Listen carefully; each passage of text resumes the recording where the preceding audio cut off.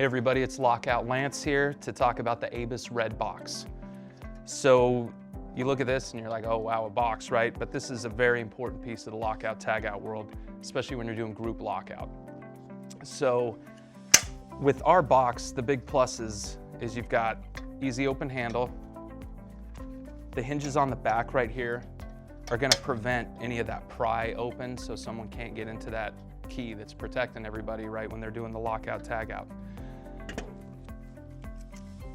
So pretty simple install on those. Lock goes right on there. Everybody's keys are inside. That's the essential piece of this. A couple other nice little benefits we have with this box.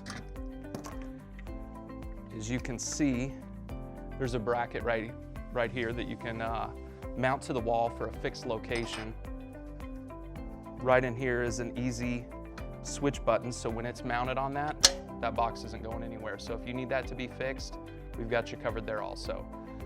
The big points with this is the ease of use. It's light, easy to move around, and also fits the perfect bill for those group lockout scenarios.